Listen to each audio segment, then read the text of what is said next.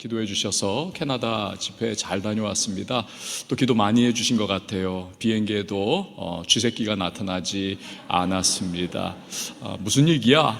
궁금하신 분들은 또 기억을 잘 더듬어 보시고, 또 혹여나 기억 안 나면 예배 끝나고 나서 옆에 있는 분들에게 한번 물어보시기 바랍니다. 미국이나 캐나다는요, 주중에 집회를 안 합니다. 이게 사회 구조상 거의 못 합니다. 주말에 금요일, 토요일, 주일, 또 다른 한 교회는 목요일, 금요일, 토요일, 주일 이렇게 집회를 해요. 그러다 보니까 주일에 두 주를 여러분하고 함께 하지를 못했습니다. 2주 만에 와보니까요, 친정에 온 것처럼 참 후근하고 좋네요. 여러분 얼굴들 뵈니까 너무 좋습니다. 앞으로도 기도 많이 해주시고, 또 오늘 우리가 함께 말씀 나누는 걸 통해 가지고 하나님께서 예비해 놓으신 은혜를 우리가 풍성하게 누릴 수 있기를 바랍니다. 캐나다는 이렇게 살펴보니까요, 정말 넓더라고요. 정말 땅덩어리가 너무너무 넓습니다. 러시아에 이어서 세계에서 두 번째로 넓은 땅, 이게 캐나다입니다. 인구는 적습니다. 우리보다도 적어요. 우리 5천만 아닙니까? 캐나다 4천만입니다. 우리가 이 좁은 땅덩어리에서 이렇게 복작되면서 인구 밀도 정말 높게 살아가잖아요. 그런데 저 사람들은 널널하게 정말 그 넓은 광활한 땅에서 4천만 명이 살아갑니다. 얼마나 참 부러운지. 제가 묵던 호텔이요, 굉장히 높았습니다. 그래서 만약 남산의 그 타워가 이렇게 올라가면 여러분 전경이 다 보이잖아요. 서울이. 여기가 그랬습니다. 이렇게 높아가지고 우리 호텔에서 이렇게 내려다보니까요, 쫙 보이는데 산이 없습니다. 그냥 평야만 쫙 펼쳐지고, 거기에 하여튼 도시와 또 주택가와 이런 것이 쫙 있고, 뭐 녹지가 얼마나 풍성한지 모릅니다. 푸르름이 너무너무 정말 여유롭더라고요. 그래서 야, 정말 부럽다 그 생각이 들었는데, 또 한편으로는요, 와, 이렇게 정말 넓고 넓은 땅덩어리, 이 캐나다를 이 사람들의 조상들이 개척을 한 거 아닙니까? 그 사람들 정말 대단하다. 얼마나 고생을 많이 했을까. 하루하루 여러분 그 광활한 땅을 개척해 나가는 이 캐나다 조상들, 어찌 보면 하루하루가 생과 사의 갈림길에 놓여지는 위기의 연속이 아니었을까 생각을 해봅니다. 땅덩어리가 너무 크다 보니까요, 모든 게 다 크더라고요. 나야가라 폭포, 정말 어마어마하게 큰, 정방 폭포라든지 제주도의 설악산에 이런 폭포들이 있지 않습니까? 저거에 비하니까 뭐가 연상되냐면, 그 얼어붙은 겨울 수도꼭지에서 물이 이렇게 졸졸졸졸 흘러내리는 그런 느낌이었어요. 저거 그냥 막 으르렁거리면서, 그 하나님의 요한계시록에 보면 하나님이 많은 물소리와 같은 그러한 음성으로 말씀하셨다. 저기서 딱 이해가 되는 거예요. 와, 하나님께서 정말 장엄하고 정말 압도적인 그러한 그 앞에서 정말 경외감이 표현될 수밖에 없는 그러한 목소리로 하나님이 말씀을 하신 거구나. 이게 딱 연상이, 딱 상상이 되는 겁니다. 저러한 나야가라 폭포, 이거 자원이 어마어마한 거죠. 나무도요, 이 캐나다 사람들은 다른 거 아무것도 안 해도 캐나다에 있는 나무만 잘라가지고 벌목해서 목재만 팔아먹어도 100년을 4천만 명이 호의호식할 수 있다는 겁니다. 그만큼 자원이 풍부하고 지하 자원도 어마어마하고요. 나야가라 폭포 1년에 그냥 사람들이 사시사철 그 앞에 그 관광객 여러분, 그 사람들이 또 쓰는 돈이 얼마나 많겠습니까? 우리 한국 사람들도 1월만 되면 정초에 나야가라 폭포 가가지고 큰 소리로 외친다 하지 않습니까? 나야 가라 이러면서. 이 캐나다 사람들이 정말 복받은 사람들이에요. 그 조상들이 정말 그 위기를 겪으면서도 개척을 해냈더니 정말 풍요의 기회가 그들에게 찾아온 거죠. 여러분, 위기는 기회입니다. 우리 한국 사람들도 그렇지 않습니까? IMF 위기 때 정말 많은 직장인들이 피눈물을 흘리고 많은 피땀 흘려 세운 기업들이 또 도산을 겪기도 했지만, 그러나 또 한편으로는 어떻습니까? 정말 허리띠를 쫄라매고 기업들도 체질 개선을 위해 가지고 몸부림을 쳤지 않습니까? 국가 경제도 펀더멘털을 강건하게 세우기 위해 가지고 정말 얼마나 노력을 많이 했습니까? 그러노니까 결국 지금 선진국의 반열에 딱 올라설 수 있는 틀이 그때에 세워진 것이죠. 위기는 기회인 것입니다. 여러분, 우리가 살다 보면 위기를 직면할 때가 있습니다. 그 위기를 기회로 만들어야만 합니다. 그래서 돌이켜보니까 그때 정말 피눈물 나게 괴롭고 힘겹고 너무너무 어렵고 답답했지만, 이제 보니 그때가 내 인생의 축복의 문이 열리는 하나님이 예비해 놓으신 기회였구나. 이러한 간증이 나와야 하지 않겠습니까? 여러분, 하나님이 도와주시는 줄 믿으시기를 바랍니다. 하나님은 위기를 기회로 바꾸시는 분이십니다. 우리가 그분의 원리를 따라 행하기만 한다면 얼마든지 하나님은 우리의 삶에 다가오는 위기를 변화하여 기회로 바꿔주시는 분이십니다.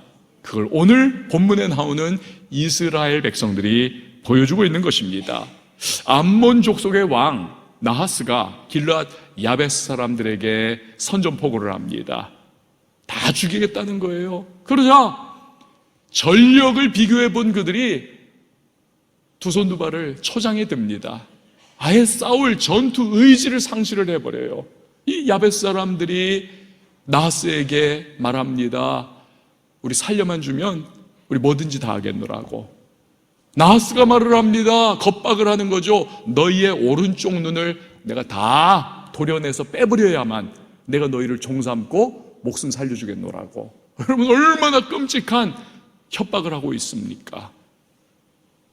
그러자 이 야벳 사람들이 마음이 완전히 무너져 내리고 집단 패닉에 빠져듭니다.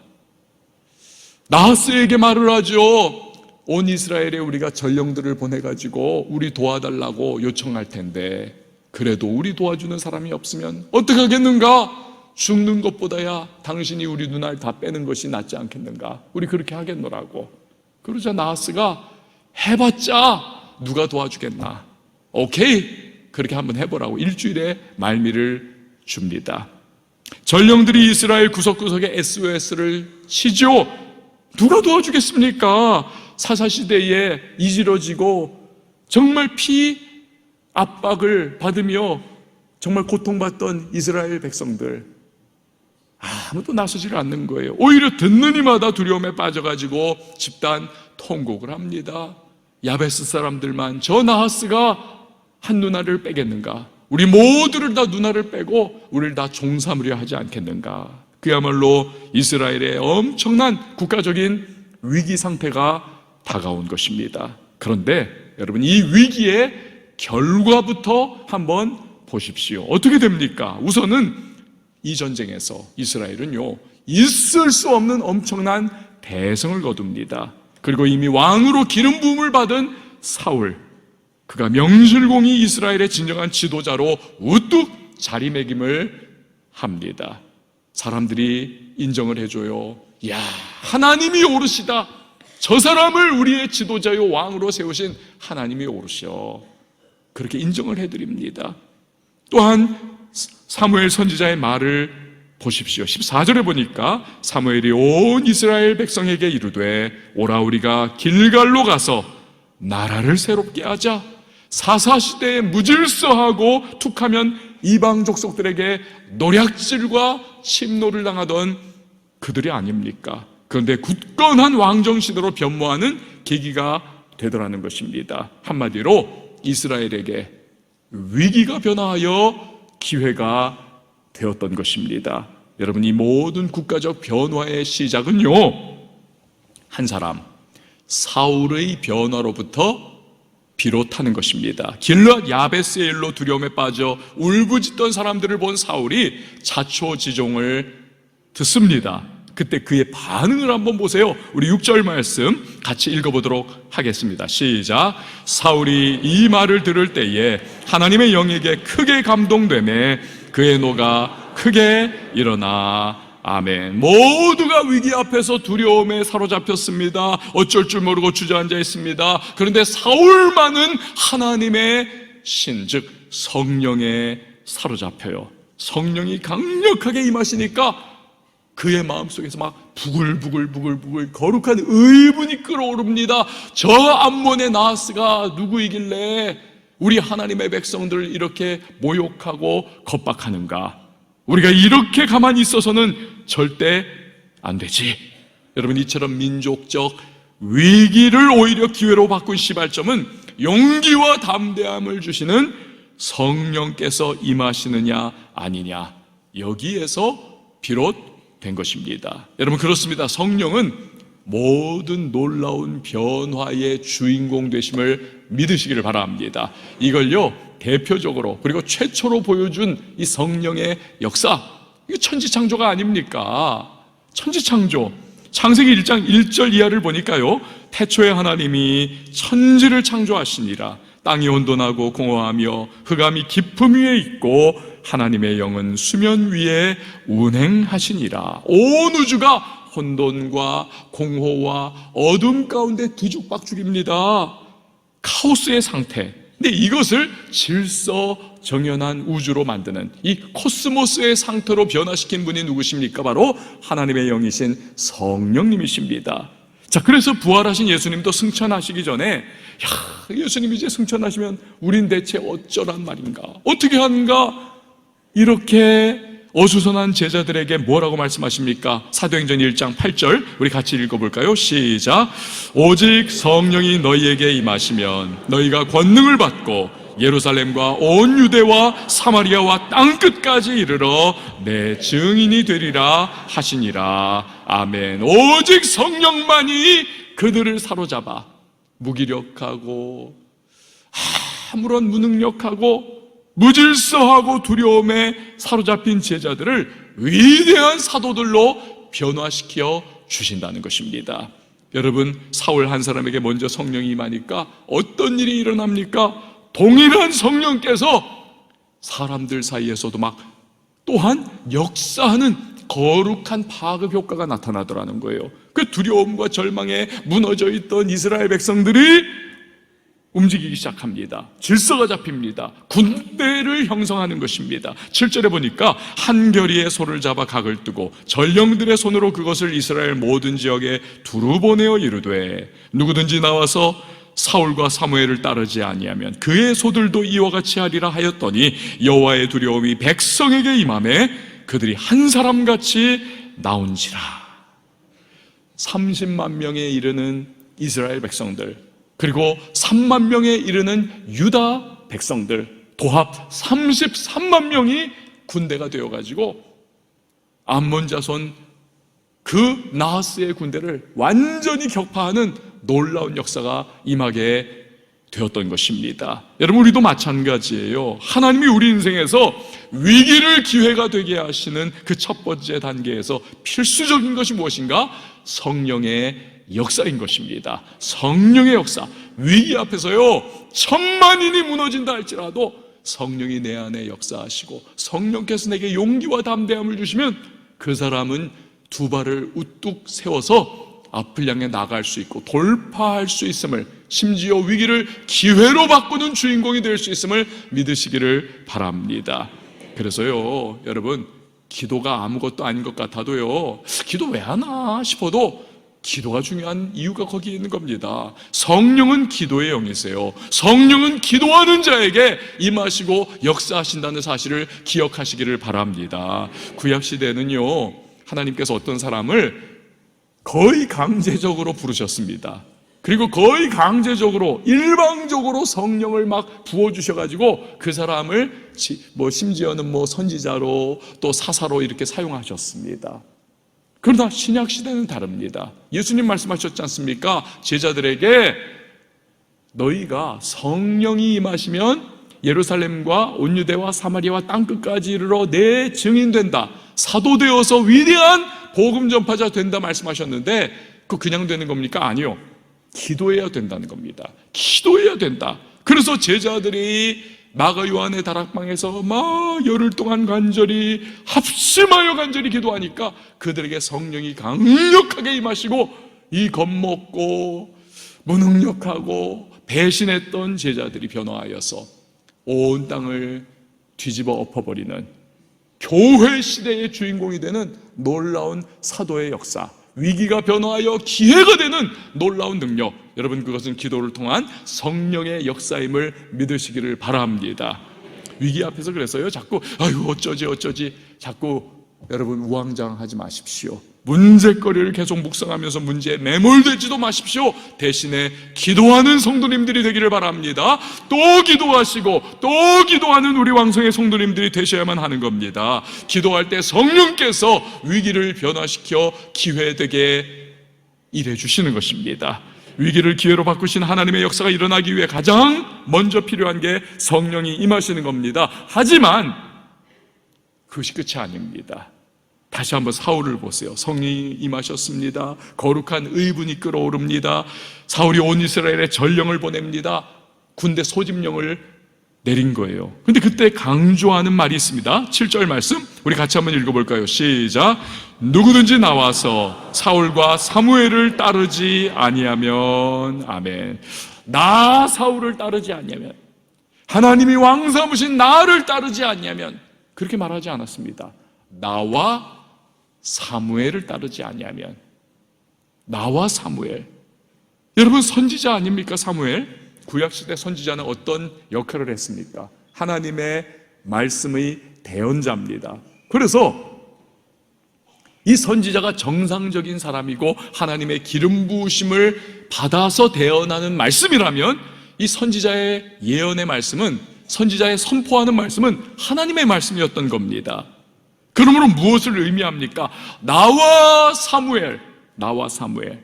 여러분, 위기를 기회로 바꾸시는 하나님의 역사에는 반드시 말씀이 있어야 한다는 것입니다. 이 정경으로 인정이 된, 확실히 인정된 성경 말씀을 헬라어로 캐논이라고 말을 합니다. 잣대를 의미해요. 거리를 재거나 방향을 이렇게 제시를 할 때 잣대가 없으면, 이 기준이 없으면 엉망진창이 됩니다. 우리가요, 이렇게 펜을 가지고 이렇게 줄을 긋는다고 생각을 해보십시오. 아무리 우리가 1mm 최선 다해가지고 줄을 거도요, 이거 한 30cm만 가면 벌써 삐뚤 합니다. 안 되는 겁니다. 여러분, 이번에 제가 비행기 탔는데 만약에 기준 삼아 놓은 그 비행 항로, 경로가 딱 입력이 되어 있지 않다 생각을 해보십시오. 그럼 이 조종사가요, 기장이 자기의 육안으로만 딱 기준 삼아가지고 간다고 생각해 보세요. 태평양 가다가 막 혼란이 와가지고 계속 그 드넓은 바다 위를 뱅뱅 돌다가 연료 다 떨어지고 어느 섬에 불시착하면 다행이고 추락하면 끝나는 겁니다. 여러분, 성경 말씀이 잣대요 기준인 겁니다. 우리가 나아갈 길, 우리가 나아갈 방향, 이것을 성령께서 감동으로 기록해 하신 이 성경 말씀, 이것이 우리에게 제시를 해주는 겁니다. 여러분, 제가요 요번에 이렇게 몇 가지를 좀 생각한 것이 있습니다. 요 며칠 전에 제가 이렇게 샤워를 하고 머리를 말리는데, 이 헤어 드라이어로 막 머리를 말리거든요. 그리고 나서 이제 빗질을 해요. 그러면서 이렇게 좀 볼륨도 집어넣으려고 제가 이렇게 쫙 드라이로 이렇게 하는데, 한두 번 한 거 아니잖아요. 제가 수십 년을 그렇게 해왔습니다. 오늘도 그걸 한 거예요. 제가 제 스스로 이렇게 막 드라이어로 막 하고 말리고 막 다 하여튼 했는데, 1만 시간의 법칙이 있지 않습니까? 1만 시간만 투자를 하면 그 분야에 달통한다는 거 아닙니까? 여러분, 제가 드라이하고 머리 말리고 막 하여튼 그런 것들, 여러분들도 화장하시고 머리 이렇게 막 이렇게 훅가시 넣고 막 그런 거 있잖아요. 근데 그거 할 때 여러분 한두 번 한 거 아니지 않습니까? 1년 360일 우리가 머리 말리면서 막 드라이를 하고 수십 년 지금까지 왔습니다. 근데 여러분, 만약에 우리가 거울 안 보고 한다면 어떤 일이 생길까요? 엉망진창이 될 겁니다. 이 립스틱도 거울 안 보고 하다 보면 막 일로 갔다 절로 갔다 할 거고, 마스카라도 막 일로 절로 삐뚤삐뚤하게 그리기도 할 겁니다. 머리 여러분 드라이하고 고데하고 막 하는데 거울 안 보고 한다고 생각해 보세요. 40년 50년 하신 분들도 그렇게 한번 하고 밖에 나가시면 사람들이 다 쳐다보는 놀라운 역사가 나타날 겁니다. 이상하게 말려가지고 막 거울을 보면 제대로 할 수 있는 것이죠. 여러분, 성경은요, 하나님 말씀이 우리를 비추는 거울이다 라고 말씀을 하십니다. 기준이라는 거죠. 그렇기 때문에 제 아무리 위기를 기회로 바꾸시는 성령의 움직임이 내 안에서 막 약동하고 역사를 한다 할지라도 우리가 하나님의 말씀이라고 하는 기준, 거울, 이것이 없다면요, 우리는 엉뚱한 방향으로 나갈 수 있습니다. 이상한 길로 빠져나갈 수가 있는 겁니다. 내가 지금 말씀의 잣대, 말씀의 기준이 가르치는 대로 나아가고 있는가? 그래서 늘 우리는 점검해야 하는 겁니다. 내가 지금 하나님의 뜻대로 행하고 있는가? 말씀의 거울로 우리는 늘 비추어 봐야 하는 것입니다. 디모데후서 3장 16절과 17절 말씀을 우리 같이 한번 읽어보실까요? 시작. 모든 성경은 하나님의 감동으로 된 것으로 교훈과 책망과 바르게 함과 의로 교육하기에 유익하니 이는 하나님의 사람으로 온전하게 하며 모든 선한 일을 행할 능력을 갖추게 하려 함이라. 아멘. 히브리서 4장 12절도 그렇습니다. 하나님의 말씀은 살아있고 활력이 있어 좌우의 날선 어떤 것보다도 예리하여 혼과 영과 및 관절과 골수를 찔러 쪼개기까지 하며 또 마음의 생각과 뜻을 판단한다. 그러니까 하나님의 말씀이 기준이 되고 거울이 되어서 우리 자신이 어떻게 변화되어야 할지, 위기를 직면할 때 우리가 어떻게 나아가야 할지, 이걸 방향 제시해 준다는 거예요. 시편 119편 50절을 보면 하나님의 사람이 위기를 직면한 것 같습니다. 그런데 그 위기로부터 자신을 일으켜 세우셔서 새로운 인생의 기회로 나아가게 하시는 그 하나님을 어떻게 만났는가? 그가 간증을 하고 있습니다. 보세요. 이 말씀은 나의 고난 중의 위로라. 주의 말씀이 나를 살리셨기 때문이니이다. 고난 중에 자빠지고 무너지고 쓰러지고 완전히 끝장날 줄 알았어요. 그러나 하나님의 말씀이 다가오더니 그 말씀이 심령을 살리고 성령의 역사 가운데에 새로운 기회의 문을 열어 다시 한번 인생을 재도전하는 그러한 역사가 나타나게 되더라는 겁니다. 오늘 본문도 그렇죠. 이스라엘 앞에 닥친 위기를 기회로 바꾸는 결정적인 역할, 그것도 결국 무엇입니까? 오라! 우리가 길갈로 가서 나라를 새롭게 하자. 이 선지자 사무엘의 전하는 말씀, 즉 하나님의 말씀을 통해서 결국 나라의 근간이 사사시대로부터 왕정시대로 변화하는 새로운 기회가 확 시작되더라는 겁니다. 사랑하는 여러분, 위기를 기회로 바꾸시는 하나님의 역사를 기대하십니까? 성령이 일해 주셔야만 하는 겁니다. 이를 위해서 여러분 기도하시기 바랍니다. 기도하셔야 해요. 기도. 그리고 하나님의 말씀을 딱 붙드십시오. 그리할 때 우리가 나아갈 방향을 제시하시는 하나님의 인도하심을 받게 되는 것입니다. 자, 그런데 여기서 한 가지 놓치지 말아야 할 것이 있습니다. 자, 왜 위기를 기회로 바꾸시는 하나님을 기대하는가? 왜 기대하는가? 그분을 나의 영광인가? 하나님의 영광을 추구하는 것인가?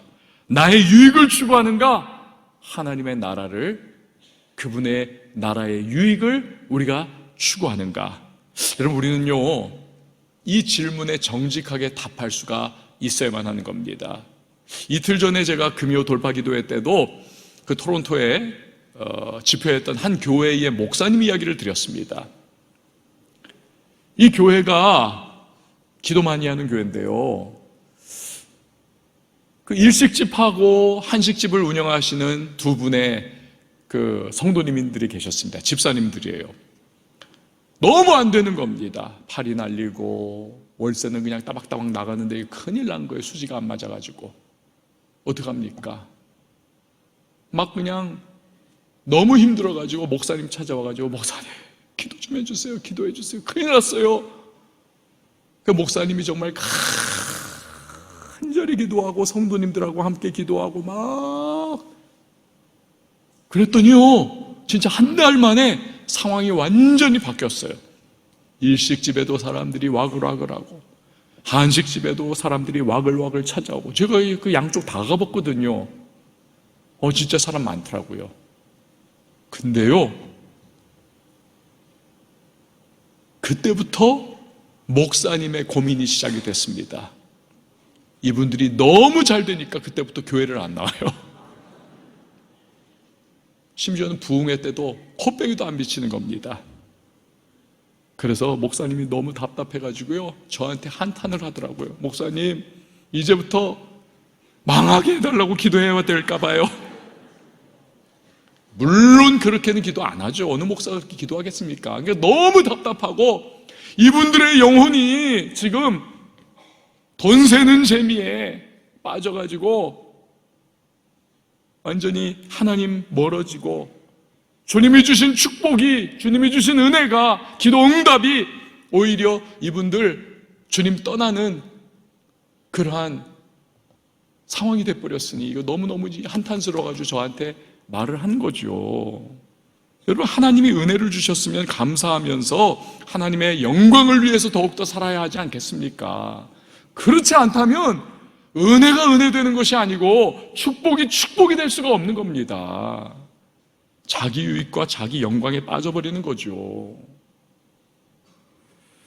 그래서요, 담임 목사가 그냥 계속 한탄하고 그 사람 위해 가지고 그냥 막 속을 끓이며 기도하는 사람이 되는 겁니다. 이런 말이 있어요. 이런 말: 은혜 받으면 일감이 일꾼 되지만 은혜 받지 못하면 일꾼이 일감된다.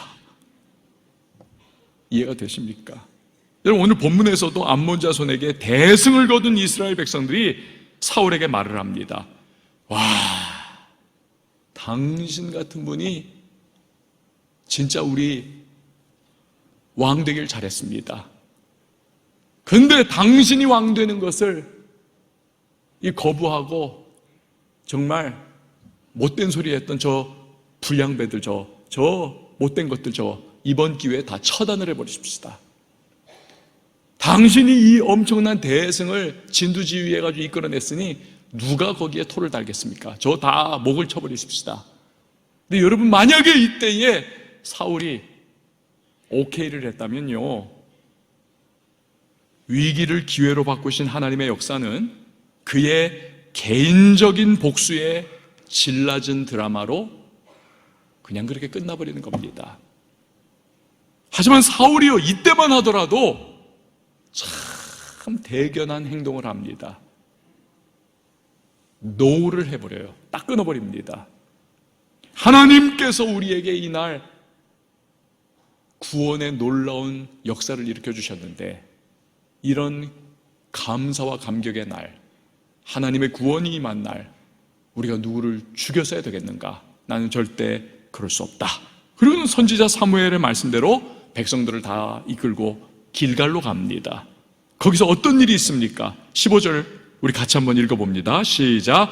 모든 백성이 길갈로 가서 거기서 여호와 앞에서 사울을 왕으로 삼고 길갈에서 여호와 앞에 화목제를 드리고 사울과 이스라엘 모든 사람이 거기서 크게 기뻐하니라. 아멘. 모든 영광, 모든 감사, 이것을 여호와 하나님 앞에 올려 드리더라는 것입니다.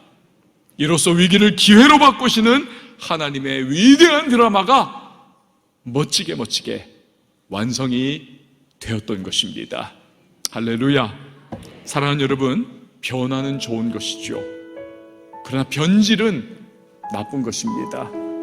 우리는 위기를 기회로 바꾸시는 하나님으로 인해서 놀라운 변화를 체험할 수 있습니다. 그런데 이 변화를 맛보면서도 하나님을 우리가 의식하며 살아가지 않는다면 우리는 언제든지 변질될 수 있습니다. 하나님이 주시는 은혜, 하나님이 주시는 축복을 나의 유익과 영광을 위해서 유용할 수 있습니다. 그럴 때 우리는 쓰임받다가 버림받게 될 겁니다. 더 크고 위대한 은혜와 역사가 내 삶에 이루어지는 기회를 발로 걷어차버리게 되는 것이죠.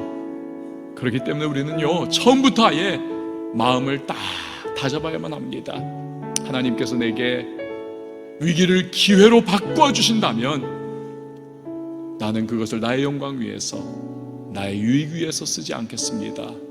하나님의 영광을 위해서, 주님을 기쁘시게 하는 일에, 그리고 하나님의 나라 확장을 위하여 나는 헌신하겠습니다.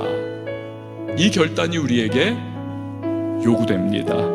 그래야 할 때 우리는요, 위기를 변화시켜 기회되게 하시는 하나님의 놀라운 역사를 우리의 삶 속에 체험하게 될 것입니다.